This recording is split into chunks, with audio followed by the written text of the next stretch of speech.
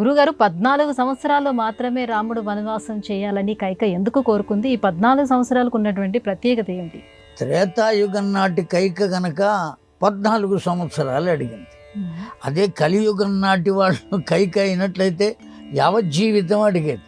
పౌరాణిక విధానాన్ని అనుసరించి త్రేతాయుగంలో 14 సంవత్సరాలు, ద్వాపర యుగంలో 13 సంవత్సరాలు, ఈ కలియుగంలో 12 సంవత్సరాలు.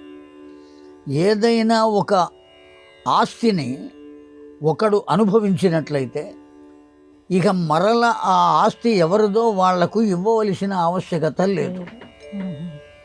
త్రేతాయుగానికి పరిమితి ఎంత అంటే 14 సంవత్సరాలు. 14 సంవత్సరాలు భరతుడు కనుక పరిపాలించినట్లయితే రాముడు తిరిగి వచ్చి మళ్ళీ నా రాజ్యాన్ని నాకు ఇవ్వమని అడిగేటువంటి అవకాశం లేదు. అట్లాగే ద్వాపర యుగంలో 13 సంవత్సరాలు. అందుకనే పాండవులకు 12 సంవత్సరాలు అరణ్యవాసం, 1 సంవత్సరం అజ్ఞాతవాసం, మొత్తం 13 సంవత్సరాలు. అదే కలియుగానికి వస్తే 12 సంవత్సరాలు. 12 సంవత్సరాలు పుష్కర కాలం. ఏదైనా ఒక ఇంటిని మనం ఆ ఇంట్లోనే ఉండి ఖాళీ చేయకుండా ఉంటే ఆ ఇంటి యజమాని వచ్చి నువ్వు ఖాళీ చేయమని అడిగే అవకాశం ఉండదు.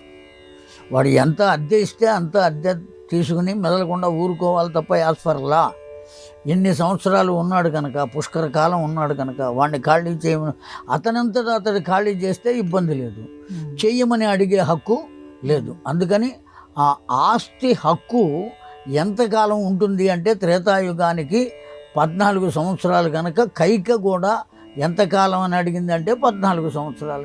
లా బాగా చదువుకున్నది ఆవిడ, ఆ కారణం చేత 14 సంవత్సరాలు అడిగింది.